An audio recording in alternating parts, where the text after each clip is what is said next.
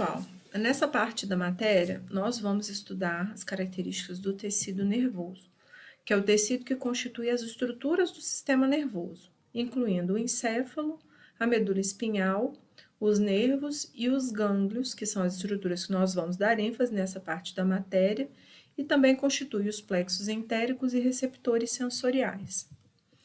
Aqui nós vemos um esquema que mostra o encéfalo e a medula espinhal localizados, respectivamente, dentro da caixa craniana e dentro do canal vertebral.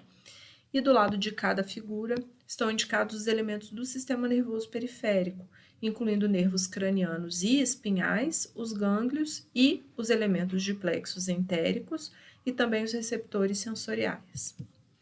O nosso sistema nervoso funciona através da recepção de informações do ambiente, que são as entradas, e através da transmissão de informação para a periferia de impulsos que são gerados dentro do sistema nervoso central, que são as nossas saídas. O sistema nervoso central, incluindo as estruturas encefálicas e da medula espinhal, constituem a central de processamento de informação do nosso sistema nervoso. Então, os elementos sensoriais que estão presentes na mucosa olfatória, na retina, no ouvido interno, etc., captam as informações e variações das condições do ambiente interno ou externo ao organismo e transmitem essas informações para os elementos do sistema nervoso central. Aí dentro, as informações sensoriais são processadas e comandos ou ordens são geradas para os órgãos ou tecidos efetores. Essas informações são transmitidas através das estruturas ou neurônios de saída, que vão levar essas informações ou impulsos nervosos para as glândulas salivares e tecidos musculares do nosso corpo. Não somente as glândulas salivares, aqui é somente um exemplo, outras glândulas também, tá? Glândulas e músculos são os órgãos e tecidos efetores do nosso organismo. Então, quais são as funções do sistema nervoso? Detectar, transmitir, analisar e utilizar as informações geradas a partir de estímulos sensoriais internos ou externos, organizar e coordenar direta ou indiretamente o funcionamento de quase todas as funções do organismo, sejam elas motoras, viscerais, endócrinas ou psíquicas, e assim esse sistema estabiliza as condições intrínsecas do organismo e participa dos padrões comportamentais. O tecido nervoso, que constitui as estruturas desse sistema, são constituídos por dois grupos de células principais, que são os neurônios e as células da neuróglia. Os neurônios são as células que podem responder aos estímulos e converter tais estímulos a sinais elétricos ou sinais químicos. Os sinais elétricos são os impulsos nervosos e os sinais químicos são os neurotransmissores. Esses sinais são transportados ao longo dos prolongamentos neuronais até os órgãos ou tecidos efetores. As células da neuróglia, por sua vez, são células que fazem o suporte, nutrição e proteção dos neurônios. Então, são células de tipos variados, conforme vamos estudar, e são células que, assim, são críticas para a homeostase do fluido intersticial ao redor dos neurônios e, de modo indireto, então, para a função dos neurônios em si. Os neurônios, que são o primeiro tipo de célula que nós vamos estudar, têm estrutura geral variável, porém que apresenta elementos que sempre se repetem, que são o corpo celular ou pericário, os dendritos e o axônio. Então, todos os neurônios apresentam esses elementos. O corpo celular é o centro trófico da célula, o centro de funcionamento da célula, que contém o núcleo, boa parte do citoplasma do neurônio com organelas e é capaz de receber estímulos. Os dendritos são os prolongamentos ramificados que recebem estímulos de outras células ou do ambiente. E o axônio é um prolongamento único que fica conectado ao corpo celular e conduz informação ou impulsos nervosos para outro neurônio ou ainda para uma célula de músculo ou de uma glândula. O axônio emerge no cone de implantação do neurônio, o cone de implantação do corpo celular, e apresenta terminações axônicas que contêm vesículas que podem liberar neurotransmissores. Nessa figura, nós vemos um esquema geral da estrutura de um neurônio. É importante ressaltar que esse esquema é meramente didático e, conforme vamos ver a seguir, a estrutura do neurônio apresenta várias diferenças que podem se apresentar entre tipos de neurônios diferentes. Podemos ver no centro do esquema a estrutura do corpo celular, ou pericário, que é o centro trófico. A estrutura engloba boa parte do citoplasma do neurônio e o seu núcleo. Os dendritos, que são esses prolongamentos ramificados que recebem informação para o neurônio. E o axônio, que é esse prolongamento único, que tem terminais axônios e poucos ramos colaterais, ou seja, o axônio em geral apresenta poucas ramificações, são ramificações unicamente terminais, e esse axônio fica conectado ao neurônio através dessa região que é o cone de implantação. Desculpem, aqui, o cone de implantação. Em relação à estrutura, os neurônios podem ser multipolares, bipolares ou pseudo-unipolares. Os neurônios multipolares são o tipo mais comum no encéfalo e na medula, e são os que apresentam vários ou muitos dendritos e um axônio. Os neurônios bipolares têm um dendrito conectado ao corpo celular e um axônio, são encontrados na retina e na orelha interna. E os neurônios pseudo-unipolares apresentam axônio e dendritos fundidos. Esses são os neurônios sensoriais dos nervos espinhais. Esse esquema nos mostra no centro da figura um exemplo esquemático de um neurônio multipolar, que é a maioria encontrado no encéfalo e na medula.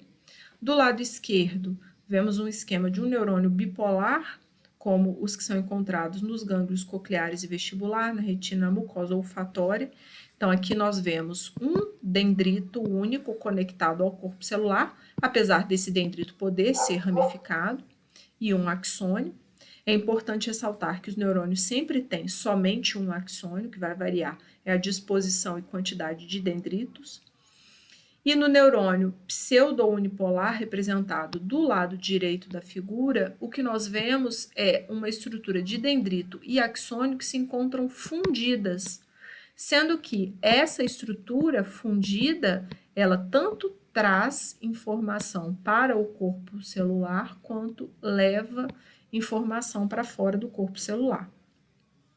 Esse neurônio pseudo-unipolar se desenvolve inicialmente como um neurônio bipolar, sendo que os seus prolongamentos mudam de posição durante o seu desenvolvimento e se fundem nessa estrutura única. Por isso ele é chamado de pseudo-unipolar, porque ele, na verdade, não é um neurônio que tem uma estrutura com uma função única conectada ao seu corpo celular. Esses neurônios pseudo-unipolares são encontrados nos gânglios espinhais e nos gânglios cranianos. Nessa figura, nós já vemos esquemas mais próximos da realidade, representando neurônios bipolares, neurônios pseudo-unipolares e vários tipos de neurônios multipolares, que podem ser encontrados no córtex cerebral, no cerebelo, na área óptica, na hipófise, na medula espinhal e no sistema nervoso autônomo. Em relação à função, os neurônios podem ser sensoriais ou aferentes, que são aqueles neurônios que nós vimos lá no início da explicação, que levam informação para as estruturas do sistema nervoso central. Existem os neurônios eferentes, que podem ser os neurônios motores, que também são chamados de neurônios motores. Esses levam informação para fora do sistema nervoso central, em direção aos tecidos e órgãos efetores, conforme mencionamos. E existem também os interneurônios, que são neurônios de associação encontrados dentro das estruturas do sistema nervoso central, ou seja, dentro do encéfalo ou da medula espinhal. Em relação à estrutura do neurônio, ele é constituído pelo seu corpo celular, pelos dendritos e pelo axônio, conforme já mencionamos. O corpo celular tem boa parte das suas organelas e do seu citoplasma, tem um núcleo com a morfologia normalmente bem arredondada, com a cromatina descondensada e o nucleolo evidente. E o corpo celular apresenta ainda um tipo de organela ou estrutura, na verdade, que é chamada de corpúsculo de início. Esses corpúsculos de início são essas estruturas escuras que vocês podem ver no corpo celular do neurônio nessa imagem de lâmina histológica. O que acontece é que esses corpúsculos de início, que eu indiquei somente alguns, mas vocês podem ver vários nessa imagem, eles são constituídos, na verdade, de cisternas de retículo endoplasmático rugoso bem empilhadas. Como na microscopia de luz, essas estruturas empilhadas, bem juntas, elas dão a imagem de uma estrutura única. Essa estrutura, entre aspas, foi chamada de corpúsculo de início. Mas com o desenvolvimento e aprimoramento das técnicas de microscopia e com as pesquisas, descobriu-se que, na verdade, isso se trata de retículo endoplasmático rugoso. Então, o neurônio, na verdade, apresenta uma quantidade muito grande de retículo endoplasmático rugoso, o que está diretamente associado com a sua função de síntese de várias substâncias. Inclusive, a cromatina descondensada dentro do núcleo também é uma característica associada à sua atividade sintética elevada. O citoesqueleto do neurônio é constituído de neurofilamentos, que são filamentos intermediários, e microtúbulos, sendo que esses elementos estão presentes tanto no corpo celular quanto nas estruturas dos prolongamentos. Então, nessa imagem, vocês podem ver a maior parte do corpo celular de um neurônio e um prolongamento dendrítico, o seu núcleo, o nucleolo bem evidente, a cromatina bem descondensada dentro do núcleo e essa quantidade muito grande de corpúsculo de níquel dentro do corpo celular do neurônio. Essa outra imagem nos mostra outros neurônios, então vemos vários corpos celulares, os prolongamentos não estão visíveis de forma tão nítida quanto na foto anterior, mas podemos ver aí também os núcleos e nucléolos em alguns desses núcleos. Os dendritos normalmente estão presentes em grande quantidade em cada neurônio. E essas estruturas aumentam a superfície celular. Como os dendritos são responsáveis por receber e integrar impulsos nervosos trazidos de inúmeros axônios e de outros neurônios, o fato deles estarem presentes em grande quantidade aumenta e aprimora essa função de recebimento e integração de impulsos nervosos. A estrutura do dendrito normalmente tem diâmetro menor à medida que eles se ramificam. O seu citoplasma é semelhante ao do corpo celular, porém sem complexo ou aparelho de Golgi, ou seja, o citoplasma dos dendritos não tem complexo de Golgi, e a maioria dos impulsos é recebido nos dendritos por estruturas que são chamadas de espinhas ou gêmulas, que nada mais são do que pequenas projeções na superfície dos dendritos, na sua membrana. Os axônios, conforme já foi mencionado, estão presentes em número de 1 em cada neurônio, ou seja, um axônio por neurônio. O axônio, em geral, pode variar bastante em relação ao comprimento e diâmetro entre tipos de neurônios diferentes. Então, se observarmos um neurônio motor e um neurônio aferente, um neurônio sensorial, eles têm estruturas axônicas diferentes. O axônio nasce na região que é denominada como cone de implantação. E existem neurônios que apresentam os seus axônios com uma bainha de isolamento, que é chamada de bainha de mielina. Então, esses axônios são ditos axônios mielinizados. Essa bainha de mielina funciona como uma estrutura isolante elétrica, conforme nós vamos ver mais adiante na matéria. Entre o cone de implantação e a bainha de mielina fica uma região que é chamada de segmento inicial. É o segmento inicial do axônio. E essa região é uma região muito rica em canais iônicos, que são importantes para o impulso nervoso. O diâmetro do axônio, em geral, é constante ao longo do comprimento do axônio e ele apresenta poucos ramos colaterais, ou seja, poucas ramificações. E essas ramificações são mais frequentes nos neurônios do sistema nervoso central. O citoplasma do axônio, ou seja, o seu axoplasma, Em geral, é pobre em organelas, porém apresenta os elementos de citoesqueleto. Nessa imagem, nós vemos uma representação explicativa dos mecanismos de transporte de vesículas dentro do neurônio. Que função tem essas vesículas? As vesículas, em geral, transportam moléculas químicas entre a região do corpo celular e o terminal axônico. Podem ser, por exemplo, neurotransmissores que são sintetizados no corpo celular, que é a estrutura A, e transportados até a região do terminal axônico, que é a estrutura B. Essas vesículas, conforme vocês estão vendo representados aqui no terminal axônico, liberam os neurotransmissores na região da sinapse, onde essas moléculas vão atuar transmitindo informação elétrica para outro neurônio ou para uma célula efetora. O que acontece é que esse fluxo de moléculas, que é um fluxo chamado de anterógrado, não é o único fluxo que existe dentro do neurônio, ou seja, não é o único mecanismo de transporte de substância dentro de vesículas transportadoras.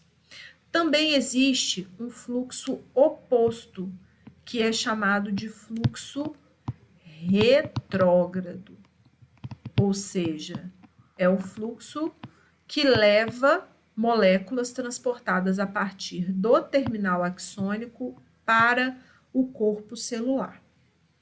Para que essas vesículas transportadoras consigam realizar esses movimentos, existem complexos proteicos que deslizam sobre a estrutura dos microtúbulos presentes no axônio. Esses complexos proteicos podem ser baseados ou podem incluir uma proteína que é a dineína, ou podem incluir um outro tipo de proteína que é a cinesina. Os complexos proteicos que usam a dineína fazem o fluxo retrógrado, ou seja, levam vesículas transportadoras do terminal axônico para o corpo celular. Isso serve, por exemplo, para a reciclagem de moléculas de neurotransmissores. O neurotransmissor que é recapturado para dentro do terminal axônico após exercer a sua função na sinapse, e essa molécula é transportada de volta ao corpo celular através desse fluxo retrógrado, transportado dentro de uma vesícula transportadora, carreada por esse complexo proteico que usa a dineína sobre os microtúbulos. O microtúbulo funciona como se fosse um trilho de trem, direcionando o movimento, e essas vesículas, então, chegam até o corpo celular. O complexo proteico que usa a cinesina leva as vesículas transportadoras do corpo celular para o terminal axônico, fazendo então o fluxo anterógrado. Existem alguns vírus que usam esse mecanismo de fluxo retrógrado que eu mencionei para fazer a infecção do neurônio através da fenda sináptica, através do terminal axônico. Então, esses vírus conseguem penetrar no terminal axônico usando os mecanismos de reciclagem de moléculas, conforme eu falei. Então, esses vírus entram no terminal axônico, conseguem entrar nessas vesículas transportadoras, né, através desses mecanismos de endocitose, e eles são transportados dentro dessas vesículas para o corpo celular, e ali eles conseguem desenvolver o seu processo infeccioso. Nessa imagem, nós vemos também um neurônio na região central da imagem, com o seu núcleo, com a cromatina descondensada e seus vários prolongamentos. Essa foto é uma foto obtida de uma lâmina histológica, porém, a preparação dessa lâmina não envolve coloração. Não usa aqueles corantes que a gente sempre fala, hematoxilina e eosina. É uma lâmina preparada a partir de impregnação com nitrato de prata. É um processamento diferente. Nessa lâmina, nós vemos esse neurônio que eu indiquei e várias outras células menores. Vemos a matriz extracelular do tecido, essa rede cheia de fibras. E essas células menores que nós vemos são as células da glia, que são o próximo tipo de célula que nós vamos estudar.